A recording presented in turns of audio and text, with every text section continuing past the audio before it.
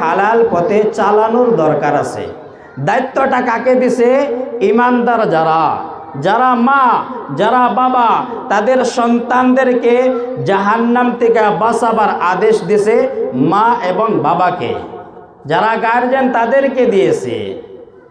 এখন আমি আপনি জাহান্নাম থেকে বাঁচতেই চাই না, তাহলে আমার সন্তানদেরকে আমি জাহান্নাম থেকে কিভাবে বাঁচাবো?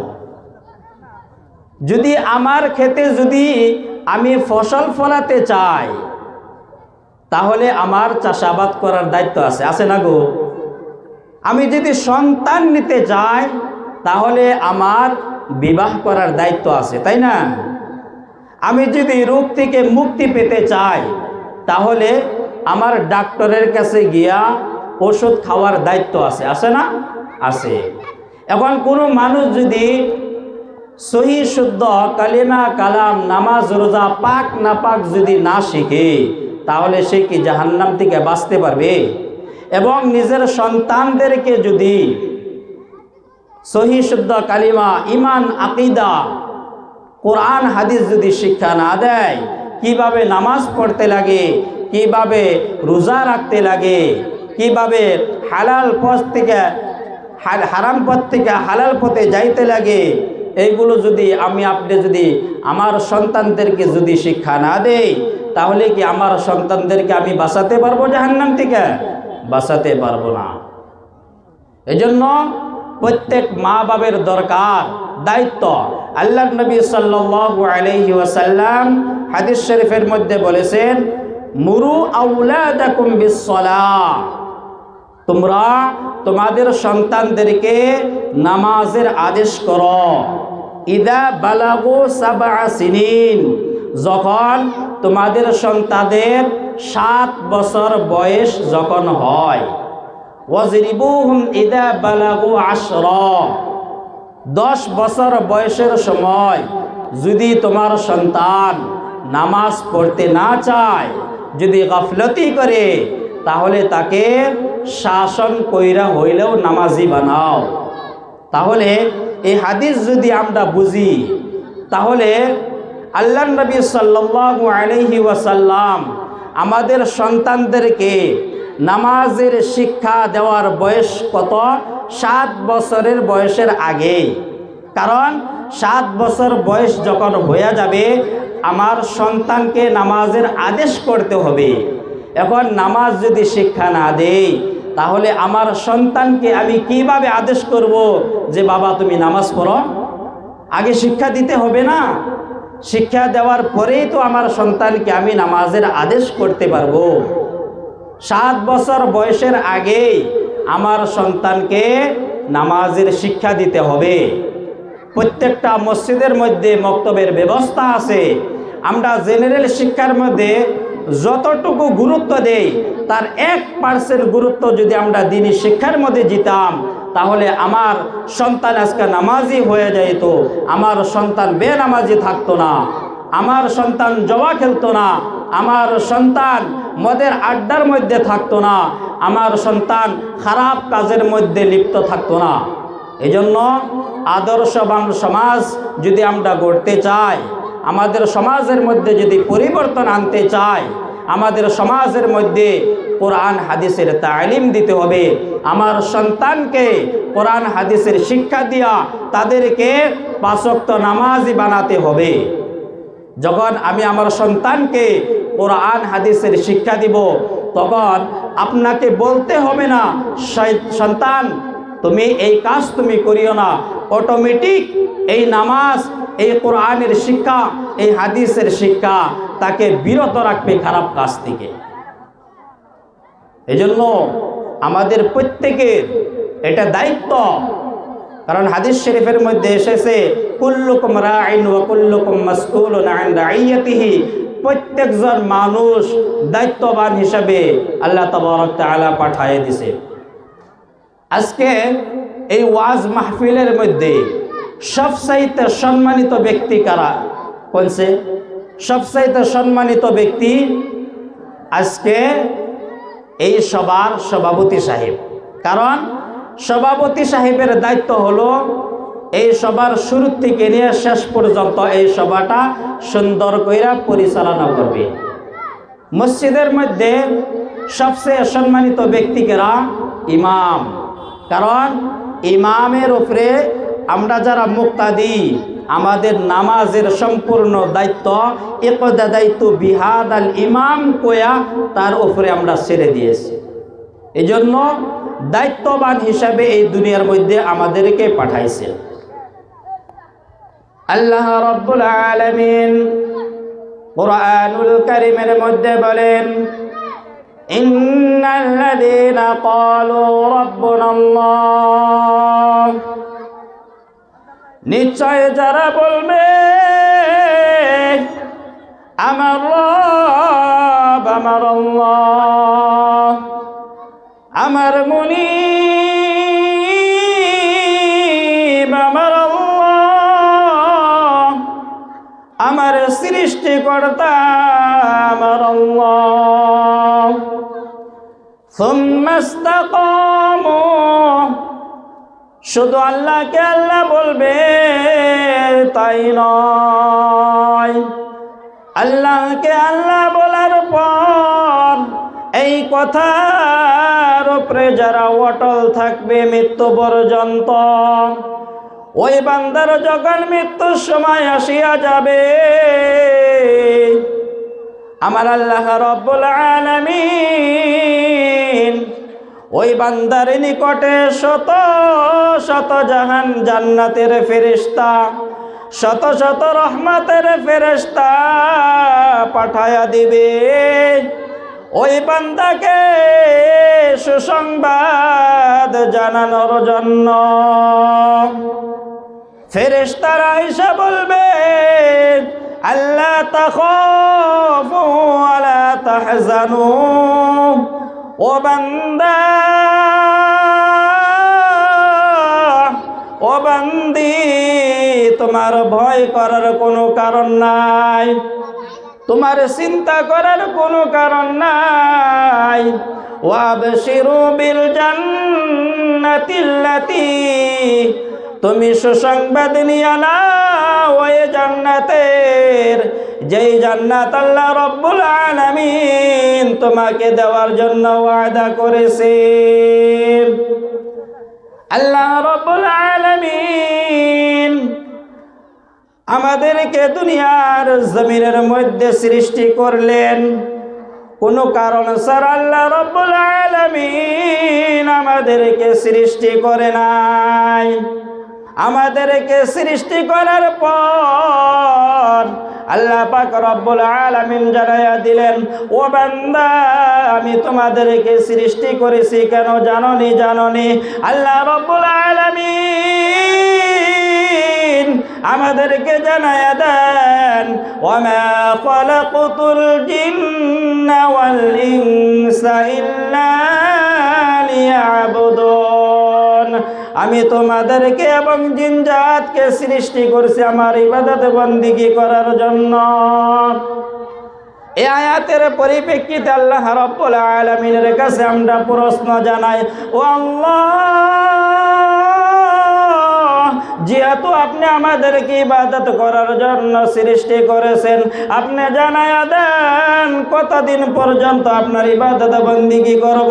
আমার আল্লাহ জানায়া দেন, ওয়াবুদু রাব্বাকা হাত্তা ইয়াতিয়াকাল ইয়াকিন, ও বান্দা তুমি তোমার রবের ইবাদত বন্দেগী করবা যতদিন না তোমার মৃত্যু হয়ে যায়। মৃত্যু পর্যন্ত আল্লাহ রাব্বুল আলামিনের ইবাদত বন্দেগী করতে হবে। কতদিন পর্যন্ত? মৃত্যু পর্যন্ত।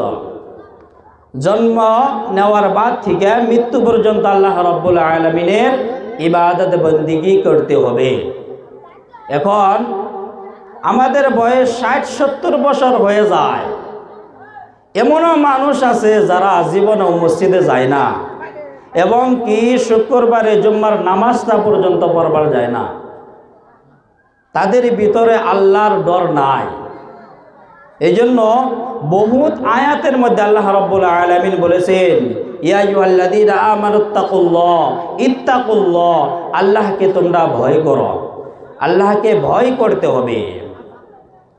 আল্লাহর মহব্বত আমাদের দিলের ভিতরে আনতে হবে। আল্লাহর নবীকে মহব্বত করতে হবে। আল্লাহর নবীকে ভালোবাসতে হবে। যদি আমি আপনি যদি নবীকে ভালোবাসি তাহলে আল্লাহকে ভালোবাসা হয়ে যাবে। এই জন্য নবীর মহব্বত আল্লাহ পর্যন্ত মানুষকে পৌঁছায়া দেয়। সাহাবাদেরকে মহব্বত করলে নবী পর্যন্ত পৌঁছায়া দেয়। উলামায়ে কেরামদেরকে মহব্বত করলে আল্লাহ তাবারক তাআলা পর্যন্ত পৌঁছায়া দেয়। এই জন্য দুনিয়ার মধ্যে আমরা যতদিন থাকব আল্লাহ রাব্বুল আলামিনের ইবাদত বন্দিগি আমরা করতে থাকব। এই জন্য আজকে থেকে আমরা ওয়াজ মাহফিল, ওয়াজ নসিহত বহুত শুনি। প্রত্যেক শুক্রবারে আমরা ওয়াজ নসিহত শুনি, কিন্তু আমাদের জীবনে পরিবর্তন আনতে পারি না। এক ওয়াক্ত নামাজের আমরা আদি বানিয়ে নেই যে আমি ফজরের নামাজ দৈনিকই আমি পড়বো, এরকম এক সপ্তাহ আমি পড়লাম। জোহরের নামাজের আমি আদি বানিয়ে নিলাম আমি নিজেকে যে জোহরের নামাজ আমি ছাড়ব না, আমি জোহরের নামাজ পড়ব। এইভাবে করতে করতে করতে আপনি একদিন পাক্কা 5 ওয়াক্ত নামাজই আল্লাহ রাব্বুল আলামিন আপনাকে বানায়া দিবে। কিন্তু আপনার আগ্রহী থাকতে হবে, আপনার মানে এটা চাহত থাকতে হবে যে আমি কি করব, 5 ওয়াক্ত নামাজ পড়ব। এবং আমি যদি জাহান্নাম থেকে বাঁচতে চাই তাহলে আমাদের সন্তানদেরকেও জাহান্নাম থেকে তাদেরকে বাঁচাতে হবে। আল্লাহ রাব্বুল আলামিন সূরা মুনাফিকুনের মধ্যে বলেন, ইয়া আইয়ুহাল্লাযীনা আমানু লা তুলহিকুম আমওয়ালুকুম ওয়ালা আওলাদুকুম আন যিকরিল্লাহ ওয়া নবীজি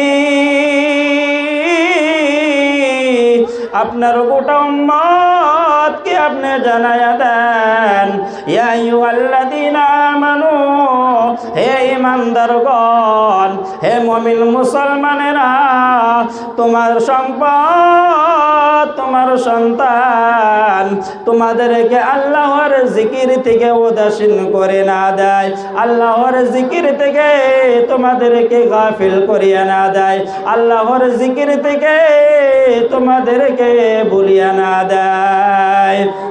যাদের সম্পদ এবং সন্তান তাদেরকে আল্লাহর জিকির থেকে গাফিল করিয়া দিবে, আমার আল্লাহ রাব্বুল আলামিন বলেন, ওয়া মান ইয়াফআল যালিকা ফাউলাইকা হুমুল খাসিরুন, আখিরাতের মধ্যে তারা ক্ষতিগ্রস্ত হইয়া পড়বে। আমি আপনি যদি বলি আল্লাহ আমার সন্তানদেরকে লালন পালন করতে গিয়া, আমার সন্তানদেরকে উচ্চ শিক্ষায় শিক্ষিত করতে গিয়া, আমার সন্তানদেরকে মানুষ করতে গিয়া আমি আপনার ইবাদত বন্দিগি করতে পারি নাই, আমরা যদি এইভাবে আল্লাহর কাছে যদি আমরা বলি আমাদের কথা গ্রহণযোগ্য হবে না। আমার সম্পদের হিসাব করতে গিয়া আমি ইবাদত বন্দিগি করতে পারি নাই, এই কথা বলার সুযোগ নাই, সুযোগ নাই। ওই সময় আমি আপনি ক্ষতিগ্রস্ত হয়ে মধ্যে পড়ব, জাহান্নাম ছাড়া আমার আপনার উপায় নাই। এই জন্য আমি আপনি যদি আমার সন্তানদেরকে যদি আল্লাহর ওলি বানাইতে চাই তাহলে তাকে আদর্শবান বানাতে হবে, উচ্চ শিক্ষায় শিক্ষিত করতে হবে, দ্বীনি শিক্ষা তাদেরকে দিতে হবে। আমি আমার বাবনদেরকে বলি আপনারা 4টি কাজ করবেন। এই 4টি কাজ যদি আপনারা করতে পারেন, 4টি গুণে গুণান্বিত যদি আপনারা হতে পারেন, আল্লাহর 8টি জান্নাত আপনার জন্য রিজার্ভেশন হয়ে যাবে। আল্লাহর নবী সাল্লাল্লাহু আলাইহি ওয়াসাল্লাম হাদিস শরীফের মধ্যে বলেছেন, তোমরা 5 ওয়াক্ত নামাজ নিয়মিত ভাবে পড়বা এবং স্বামীর খেদমত করবা, স্বামীকে সম্মান করবা, স্বামীর সাথে চোখ রাগায়া কথা বলবা না, স্বামীর সাথে বেদবি করবা না, স্বামী যা বলে তাই শুনবা। আমাদের মা বোনেরা অনেক আছে এরকম যারা স্বামীর সাথে তর্কের মধ্যে জড়িয়ে যায়। স্বামী যদি ডান দিকে যাইতে বলে স্ত্রী বাম দিকে যায়। এরকম আছে না? বহুত আছে, বহুত আছে। আল্লাহ নবী সাল্লাল্লাহু আলাইহি ওয়াসাল্লাম যখন মেরাজে গেলেন, জান্নাত জাহান্নাম আল্লাহ রাব্বুল আলামিন দেখালেন। জাহান্নামের মধ্যে মেয়ে লোকের সংখ্যা বেশি দেখছেন। আল্লাহ নবী সাল্লাল্লাহু আলাইহি সাল্লাম আমাদের মহিলাদেরকে বলেছেন যে তোমরা বেশি বেশি করে সাদকা করো, বেশি বেশি করে সাদকা করো। 4টি কাজ, 5 ওয়াক্ত নামাজ নিয়মিতভাবে আদায় করতে হবে, স্বামীর সাথে নাফরমানি করা যাবে না, রমজান মাসে রোজা রাখতে হবে এবং নিজের সতীত্ব হেফাজত করতে হবে। এই 4টি কাজ যদি আমার মা বোনেরা যদি আদায় করতে পারে, এই 4 গুণে গুণান্বিত হতে পারে, আল্লাহ নবী সাল্লাল্লাহু আলাইহি ওয়াসাল্লাম বলেছেন ওই মহিলার জন্য 8টি জান্নাত রিজার্ভেশন হয়ে যাবে। সুবহানাল্লাহ। মা বোনদেরকে বেশি ইবাদত করতে হয় না যেমনভাবে আমাদের করতে হয়। বড় পীর আব্দুল কাদের জিলানী মাহবুবে সুবহানী কুতুবে রব্বানী রাস্তা দিয়া চলতেছেন। হঠাৎ একটি কুকুর আসিয়া বড় পীর আব্দুল কাদের জিলানীর সামনে আসাইয়া দাঁড়িয়ে যায়। ওই কুকুরটি বলে, বড় পীর আপনি আমার একটি কথার উত্তর দিয়া তারপরে যান। কুকুরটি বলো, বড় পীর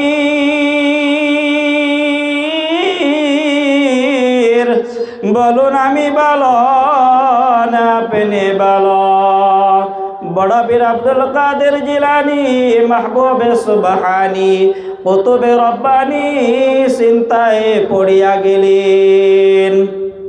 বড় পীর আব্দুল কাদের জিলানী উত্তর না পাইয়া মুরাকাবায় ঢুকিয়া গেলেন। আমার আল্লাহ পাক রব্বুল আলামিন মুরাকাবার ভিতরে উত্তর জানায়া দেন। মুরাকাবা শেষ করিয়া বড় পীর আব্দুল কাদের জিলানী কুকুরটিকে বলে, ও কুকুর তোমার এই প্রশ্নের উত্তর আমি কবরে না যাওয়া পর্যন্ত আমি দিতে পারবো না, কারণ আমি যখন মারা যাব লোকেরা আমাকে বড় পীর বলিয়া থাকে। ওই অন্ধকার কবর 3.5 হাত মাটির নিচে 3 কাপড়ের টুকরা দিয়ে আমাকে সবাই দাফন করিয়া চলে আসবে। আল্লাহ পাকের তরফ থেকে 2 জন ফেরেশতা আসবে, আমাকে সওয়াল করবে, বড় পীর তুমি তোমার রবের পরিচয় দাও, তুমি তোমার ধর্মের পরিচয় দাও, তুমি রহমাতুল লিল আলামিনের পরিচয় দাও। ওই সময় যদি আমি বড় পীর ফেরেশতাদের সওয়ালের জবাব যদি আমি বড় পীর না দিতে পারি, ওই কবরের মধ্যে জাহান্নামের বিছানা বিছায়া দেওয়া হবে, আমার শরীরের মধ্যে জাহান্নামের পোশাক পিন্দিয়া দেওয়া হবে, আর আমাকে কিয়ামত পর্যন্ত ওই কবরের মধ্যে শাস্তি দিতে থাকবে। তাহলে আমি তোমাকে এখন বলি আমি বড় পীর ভালো তুমি খারাপ, তাহলে আল্লাহ রাব্বুল আলামিনের আয়াতের উল্টা হয়ে যাবে। আল্লাহ রাব্বুল আলামিন বলেন ওয়ালাকাদ কাররামনা বনি আদম, আমি বনি আদমকে সবচাইতে সম্মান দিয়েছি। আর আমি যদি বলি আমি খারাপ তুমি ভালো, তাহলে আমার ভিতরে অহংকার আসিয়া যাবে। আমি আপনি যদি আমার সন্তানদেরকে আব্দুল কাদের জিলানীর মতন যদি বানাইতে চাই, তাহলে আমাদের মা বোনদের বহুত মেহনত করার দরকার। বাসকান্দি হুজুর রহমতুল্লাহ আলাইহির মতন যদি আমি আপনি সন্তান যদি চাই, তাহলে ওইভাবে আদর্শবান নিজেকে বানাইতে হবে।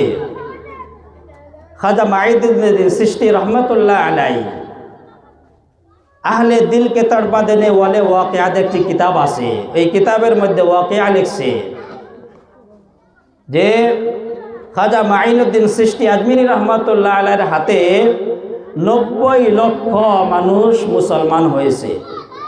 90,000 না, 90 লক্ষ মানুষ। তো এই কথা সুসংবাদ দেওয়ার জন্য খাজা মাঈনুদ্দিন চিশতি আজমিরি রহমতুল্লাহ আলাইহির মায়ের কাছে দৌড়াইয়া এসেছে। মা জিজ্ঞাসা করছে, বাবা তুমি এত খুশি কেন, কি হয়েছে তোমার? বড় বীর খাজা মাঈনুদ্দিন চিশতি আজমিরি রহমতুল্লাহ আলাইহি তখন বলেছেন, মা আমার হাতে 90 লক্ষ মানুষ মুসলমান হয়েছে। মা বলেছে, বাবা এটা তোমার কামালতি না, এটা আমার কামালতি। যখন তুমি ছোট ছিলা আমি তোমাকে 2 বছর দুধ পান করাইছি, কোনোদিন ওযু ছাড়া দুধ পান করাই নাই। আমার মা বোনের আছে এরকম? হ্যাঁ, এরকম আছে মোবাইল দেখে দেখে সন্তানদেরকে দুধ পান করায়। এজন্য আমার মা বোনদেরকে আমি অনুরোধ করব, আপনারা আপনাদের সন্তানদেরকে যদি আদর্শবান বানাইতে চান, তাহলে আপনারা মোবাইল থেকে দূরে থাকবেন এবং 5 ওয়াক্ত নামাজ পড়বেন, স্বামীর খিদমত করবেন এবং রমজান মাসে রোজা রাখবেন এবং নিজের সতীত্ব হেফাজত করবেন। আল্লাহ রাব্বুল আলামিন আমাদের সবাইকে বেশি বেশি সুন্নাত থেকে আমল করার তৌফিক দান করুক। ওয়া আখিরু দাওয়ানা আলহামদুলিল্লাহি রাব্বিল আলামিন।